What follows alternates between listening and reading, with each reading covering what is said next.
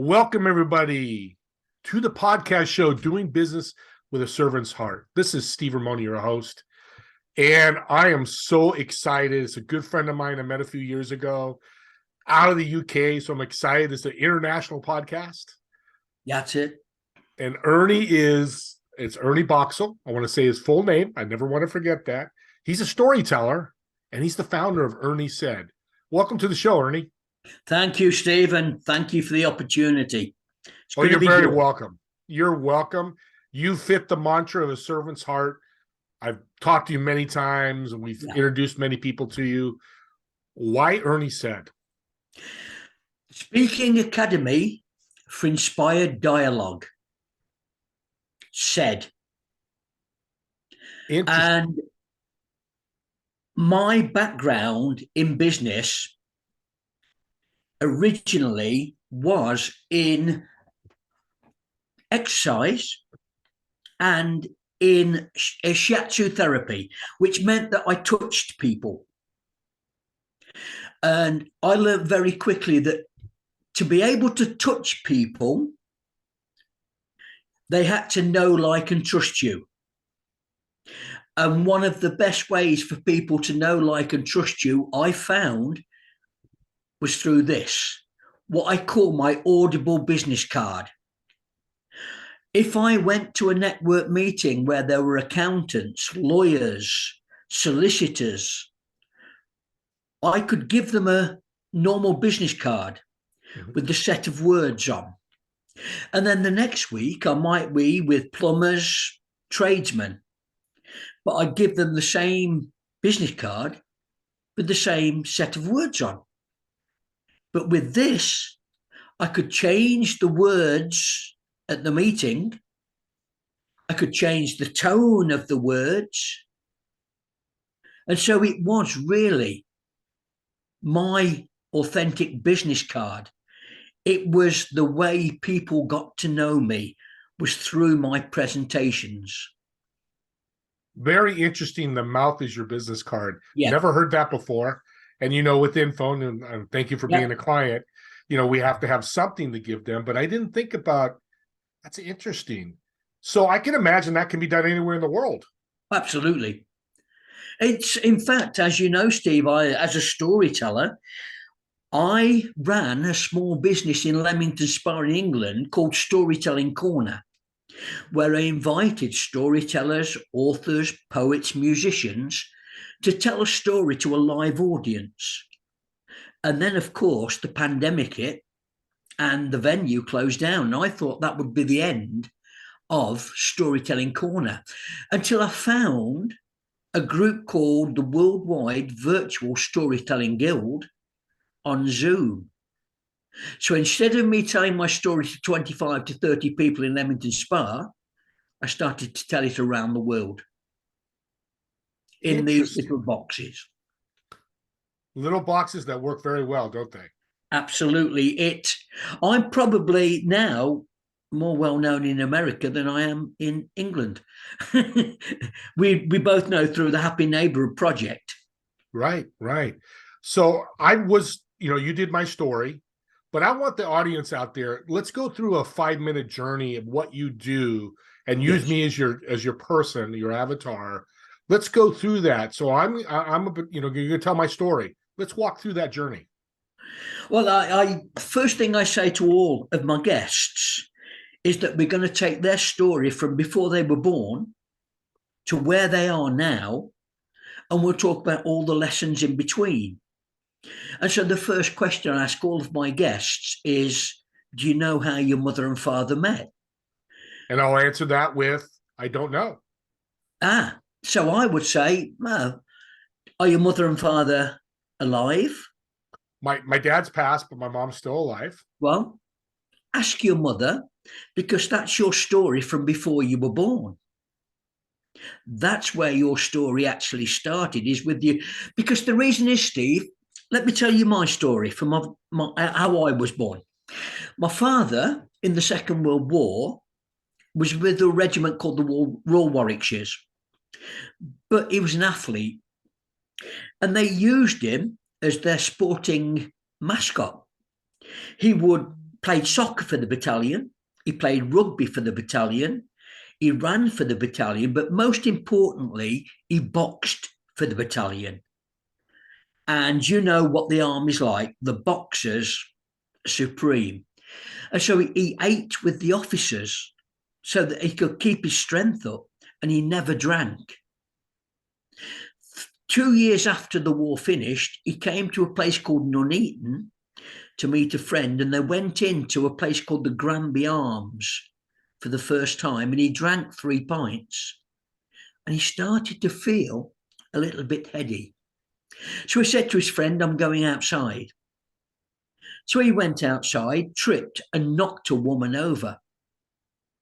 My mother.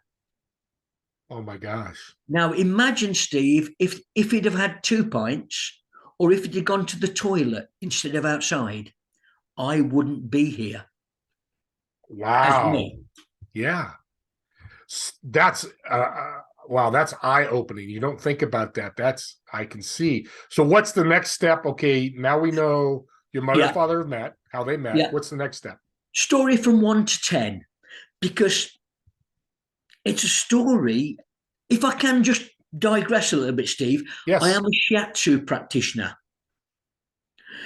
And when a client comes to me for the first time, one of my questions is, what's your first memory? Now, a lot of people will say, oh, I remember when I was 4 in the back garden and I'm playing with my brothers. But there are some people, Steve, that go and their heads drop. I remember when I was 13. You think 13? There's no memory before 13. Remember, this is the first time they've seen me. Perhaps after 2 or 3 visits, when they've learned to trust me, so often they said, actually, when I was 8, I was raped, I was abused. That story had been trapped inside them. And what I said to them was, look, that story's out now. There's a space in there for the stories that are going to happen. That story, you had no control over the way or the attitude you took to it. But the story that's going to happen, you can now decide whether or not it makes an effect on you positively or negatively. That space is open, which again is the importance of stories. To get them out. Yeah. And you get them out, opens a space in your brain, which brings in more stories, which just adds to your life. Or more importantly, Steve, it opens a space in the heart. Because this story of being raped has been absolutely locked in there. And it may have affected how the people have connected with so many other people. Mm-hmm. I've been raped. I can't trust anybody. Suddenly, I believe that when they tell the story, that's when the healing starts. Until they tell the story. And it's the same with business, I find, Steve, that if you can tell a really good business story, that's when the opportunities start to come in. You know, Ernie, I was just going to say, this is why why I had Ernie on. We've all heard the phrase ads tell, stories sell. Because we're business, and I love that you work on the personal, because I believe the personal is part of your business. Absolutely. Audience, this is what he's doing. He's helping you grow your business with these stories, correct? Is that absolutely, Steve? Okay. You know that the channel is called No Story Stagnates on YouTube and a podcast. And I've had so many business owners who have talked about, let's face it, when you say to someone, tell me the story of what happened to you when you were 20, quite a few stories are a bit traumatic. It's a, you know, you're just leaving college, university, you're going out into the business world. Quite a lot of traumatic stories happen at 20. but you've survived them. You're 30 now, you're 40, you're 50, you've survived them. And you can tell people how you've survived them, the lessons you've learned. And I would almost say you can guarantee there's somebody listening that is either going through the story or has gone through it. Right. And right. now they will be the people that say, contact you and say, I heard your story. It means something to me. Can we have a one-to-one? You don't even have to chase those people. They'll come to you. Sharing is healing. Yeah. God bless you, Ernie. We've talked many times and we're getting deeper into what you do. And yes, you're bringing up so much great information. And by the way, audience, his contact information is going to be in the show notes. Please reach out to him. He's always available. He's gracious with his time. He's here to help. So with Ernie said, what have you learned from a book that's helped you grow this business? Well, there's a couple of, I'm an avid reader of books from storytellers, obviously. There's a book right on it here from Peter Guber, Tell to Win. And it's all about business owners who told stories that pushed their business forward.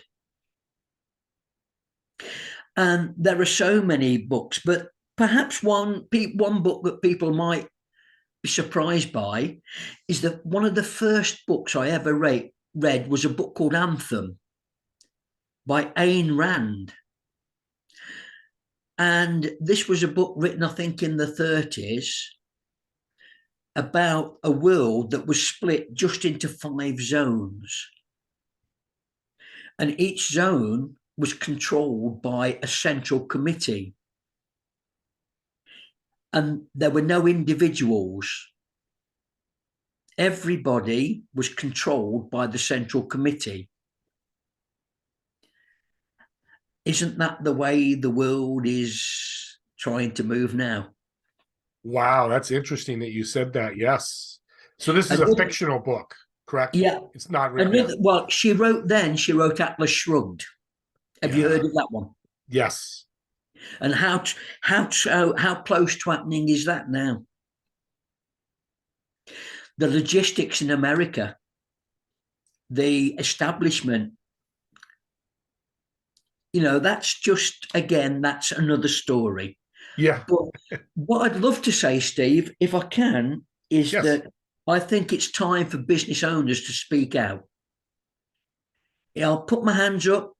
I've been blocked from LinkedIn because of some of the views. No, I wasn't abusive. I answered back people that had different views to mine. I've been put into jail by Twitter on about 3 to 4 occasions. The last Twitter, not this one. Facebook. But I understand I'm in my 70s. And I'm perhaps at an age where I'm thinking, I don't give a damn. I've got to fight for my grandkids, their freedom. But I think it's going to become incumbent on business owners to take that chance, to speak out. They may get banned. But I always say, what did your grandfather or your father do in the Second World War? He left his business. He did. Yep. That's a great point. Yeah, it's interesting. Stories can be good and bad, right? Absolutely. You said something interesting to me, avid reader. Yeah. Why are you an avid reader? Storytellers need to read. Storytellers have to read. Where do we get our ideas for stories from? Where do we get? For instance, if I can tell you, Steve, every Saturday night at 6 o'clock and 8 o'clock, I become Wilfred, the Warden, and I'm a ghost guide around one of the most haunted houses in England. And the point is, this house was built in 1480. It's still standing. Shakespeare drank in the house when it was called the Three Tons Tavern.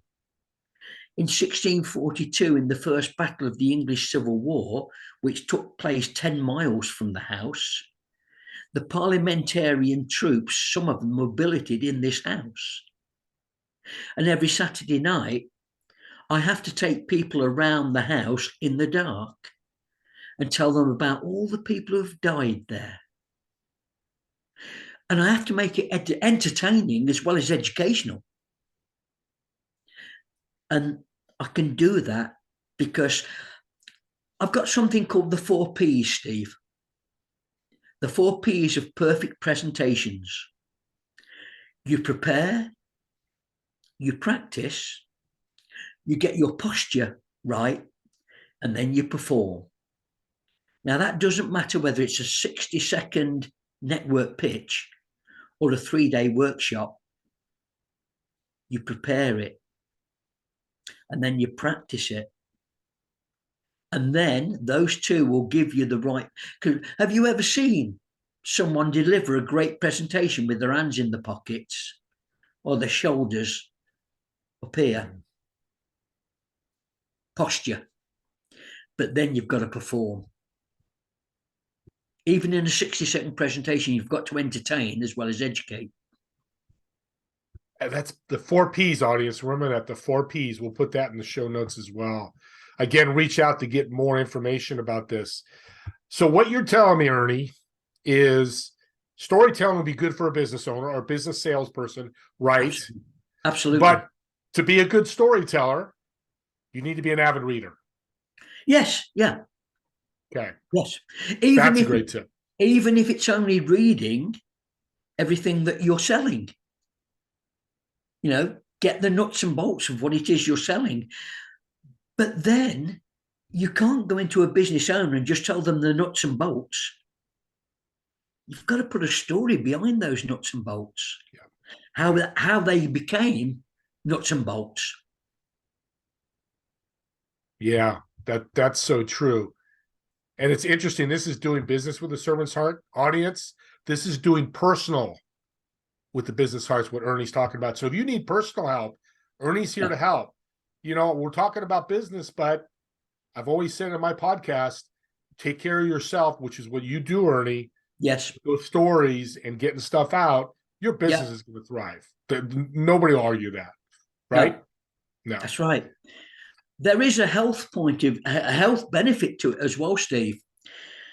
How many people do you know who are uncomfortable facing a live audience? Who are perhaps the words they would use to describe their emotions as their time to speak approaches is sleepless nights, anxiety, dread. But if you can become more comfortable, more confident when you face that live audience, that's going to do, what's that going to do for your self-esteem, your confidence? And it is a learned skill. Few of us were born to perform on a stage. We learn. We were talking about that yesterday. Think of newscasters. I don't know what you call them in the UK, but you know, people doing the news, even though they're reading the teleprompter, the posture, the practice, your 4Ps still have to come in the play, or they're not going to be working that job anymore. Oh, this is so powerful. Audience, you just got to take this in. This is something unique. It's why I want Ernie on. There's not a lot of people doing it. There's nobody I know. I know there's a lot of people talk about stories. There's nobody teaching you speaking with a story behind it. You know, when we first met, I was thinking, you know, storytelling. Yeah, I know that, but how can he help? Let's talk to the audience about your favorite 1 or 2 business tips that can help them, because what I want them to leave is Ernie's the man, because you are the man, and what they can learn and go from there and move forward in their life, whether it's personally or business wise. Yeah. 2 things, Steve. First of all, get the audience or the audience write down 4 P's: prepare, practice, posture, perform. But then I've got a system called 5, 4, 3, 2, 1. 5 questions to ask about whether or not listening to a speaker is worthwhile. You ask, who is he? Who am I? Who am I to him? Who is he to me? Why now? But there's 3 questions. When you give a presentation, and I'd love to get back in touch with your audience, and perhaps you, Steve, in 2 days' time, my first question would be to you, Steve, what did you like about the way I delivered this presentation? The second question would be, what would you change? But the third and most important question everybody should ask after a presentation is, what do you remember? What do you remember about what I spoke about? Because if nobody remembers anything in 2 days' time, I've wasted my time.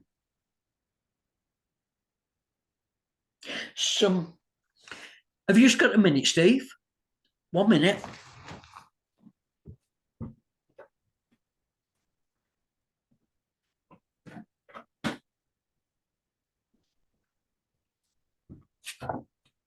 Sometimes I open a presentation like this.